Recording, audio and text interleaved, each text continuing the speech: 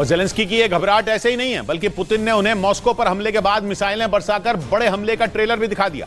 Moscow में हुए drone attack के बाद रूस ने यूक्रेन के कई शहरों पर एक साथ हमले कर दिए। पुतिन के गुस्से का शिकार सबसे ज्यादा कीव को होना पड़ा। वहां एक दिन पहले ही लोगों को एहसास हो गया था कि पुतिन बहुत बड़ा हमला करेंगे, और उनका यह डर सच साबित हुआ जब रूसी सेना ने कीव पर न सिर्फ ड्रोन से हमला किया बल्कि कई मिसाइलें भी बरसा दी। पुतिन पर हमले से बौखलाई रूसी सेना ने सुबह होने का भी इंतजार नहीं किया। उसने रात में ही जेलेंस्की को सबक सिखाने की कार्रवाई शुरू कर दी। फिर तो कीव के आसमान पर जंगी ड्रोन और लड़ाकू विमान मंडराने लगे, जिनसे एक के बाद एक कई हमले किए गए। हालांकि एक रोज पहले रूस के राष्ट्रपति भवन क्रेमलिन पर हुए हमले के बाद से ही कीव में लगातार खतरे के सायरन बजने शुरू हो गए, जिसका मतलब था कि वहां कभी भी हमला हो सकता है। इसलिए लोग सुरक्षित जगहों पर छिप जाएं, क्योंकि माना जा रहा है कि मॉस्को पर हुए हमले के बाद पुतिन ने तो बदला लेने की शुरुआत की है। उनका गुस्सा किस अंजाम तक जाकर रुकेगा ये कोई नहीं बता सकता, क्योंकि अब यूक्रेन पर परमाणु हमले का भी खतरा बढ़ गया है।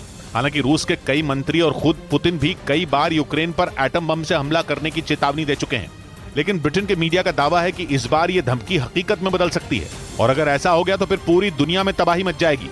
इस युद्ध का दायरा इतना बढ़ जाएगा कि कई देश इसकी चपेट में आ सकते हैं। हालांकि मॉस्को पर हुए हमले से पहले ही रूसी सेना कीव पर निशाना साध चुकी थी। वहां पिछले 4 दिन से पुतिन के सैनिक बम और मिसाइलें बरसा रहे हैं, लेकिन पुतिन पर हमले की कोशिश के बाद इसमें तेजी ला दी गई, जिससे डरकर कीव के प्रशासन ने लोगों को अगले कुछ दिनों तक अपने घरों से न निकलने की हिदायत दी। कीव प्रशासन के मुताबिक रूसी सेना कभी भी ड्रोन से हमला कर सकती है, और इसी डर से कई लोगों ने कीव को खाली करना भी शुरू कर दिया। लेकिन जेलेंस्की के लिए परेशानी की बात यह है कि खतरा सिर्फ कीव पर ही नहीं है, क्योंकि कीव के अलावा खार्किव, ओदेसा और जापोरिजिया समेत कई बड़े शहर भी रूसी सेना के निशाने पर हैं, जिसे देखते हुए इन शहरों में भी अलर्ट जारी कर दिया गया। हालांकि कीव पर रूसी सेना पिछले 4 दिन से ही हमलावर है। उसने इन 4 दिनों में कई मिसाइलें बरसाई और ईरान के शाहिद 136 ड्रोन से जोरदार हमले किए।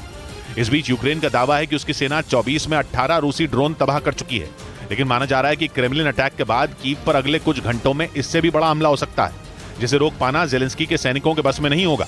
मगर क्रेमलिन के ऊपर मंडराते ड्रोन दिखाने के बाद रूस के पूर्व राष्ट्रपति और पुतिन के खासम खास दिमित्री मेदवेदेव का दिमाग इतना गर्म हो गया कि उन्होंने जेलेंस्की को जान से मारने की ही मांग उठा ली, और अपनी सोशल मीडिया पोस्ट पर साफ साफ लिख दिया कि अब मॉस्को के पास सिर्फ एक ही विकल्प है, और वो है यूक्रेन के राष्ट्रपति व्लादिमीर जेलेंस्की और उनकी सरकार को उखाड़ फेंक देना। दिमित्री मेदवेदेव ने पोस्ट में लिखा कि अब जेलेंस्की की जान लेकर ही यूक्रेन से बदला लिया जा सकता है। दिमित्री मेदवेदेव फिलहाल रूस की सिक्योरिटी काउंसिल के डिप्टी चेयरमैन हैं। वो पुतिन के ऐसे वफादार हैं कि इतने तेवर तो पुतिन ने नहीं दिखाए जितने कि मेदवेदेव दिखा चुके हैं। वो आए दिन रूस के दुश्मनों को धमकाते रहते हैं। वो कई बार परमाणु हमला करने की धमकी दे चुके हैं, और तो और ब्रिटेन से लेकर पोलैंड जैसे रूस के खिलाफ खड़े देशों पर भी वो बरस चुके हैं।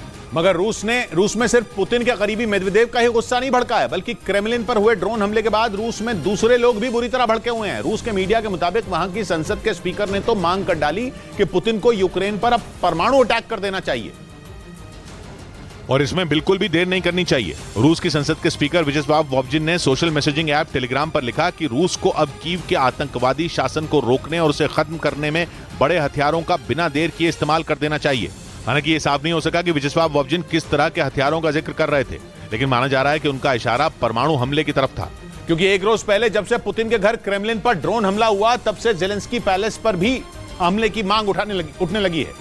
रूस ने तुरंत बयान जारी कर इसे एक आतंकवादी घटना बताया, और रूस ने दावा किया कि ये यूक्रेन की तरफ से राष्ट्रपति पुतिन को मारने की एक साजिश थी, जिसे रूस की सेना ने नाकाम कर दिया। हालांकि यूक्रेन ने इस ड्रोन हमले पर सफाई दी और कहा कि इससे उनका कोई लेना देना नहीं है, लेकिन रूस को यूक्रेन की ये सफाई पच नहीं रही। वहां सभी का मानना है कि अमेरिका और नेटो देशों के इशारे पर यूक्रेन की सेना ने पुतिन को जान से मारने के लिए ड्रोन भेजे थे। उसे लगने लगा कि चीन अब तक उसे जो धमकी दे रहा था वो सच होने जा रहा है, और वहां लगातार मांग की जा रही है कि जेलेंस्की और उनकी सेना को इसकी सख्त सजा दी जाए। रूस के गुस्से का असर यूक्रेन में दिखने भी लगा है। कई इलाकों में रूसी सेना ने हमले तेज कर दिए हैं।